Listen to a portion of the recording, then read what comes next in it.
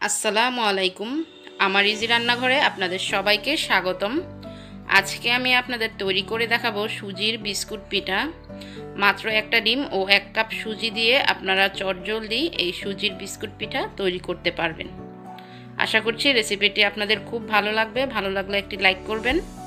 চলুন তাহলে দেখে নিই কী করে এই সুজির বিস্কুট পিঠা তৈরি করতে হয়।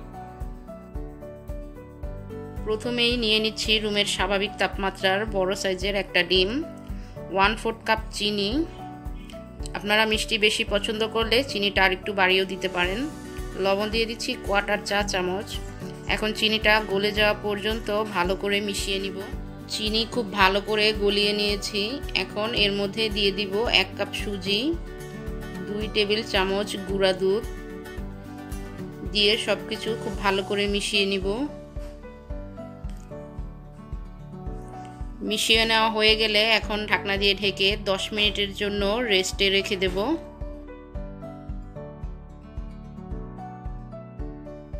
10 মিনিট পর পিঠাগুলো তৈরি করার জন্য হাতের মধ্যে তেল মেখে নিয়েছি। এবার এখান থেকে অল্প একটু ডো নিয়ে হাত দিয়ে চেপে চেপে আমরা যে বড়া তৈরি করি ঠিক সেভাবে করে গোল শেপ করে দিতে হবে। এভাবে করে সবগুলো পিঠা তৈরি করে নিব।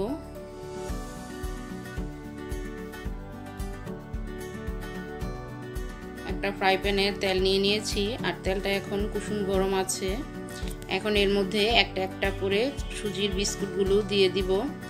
কোনো মতেই গরম তেলে দেওয়া যাবে না, তাহলে পিঠাগুলো উপর থেকে একেবারে পুড়ে যাবে। পিঠাগুলো দিয়ে সাথে সাথে নাড়াচাড়া করা যাবে না। একটা পাশ 2 মিনিট হলে তারপরে উল্টে দিতে হবে। আর পিঠাগুলোকে অবশ্যই মাঝারি থেকে লো আঁচে ভাজতে হবে।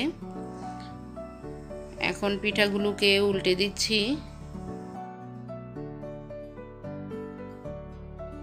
প্রায় 5 থেকে 6 মিনিট পর পিঠাগুলো ভাজা হলে আর এরকম সুন্দর বাদামি কালার হয়ে এলে তেল থেকে তুলে নেব।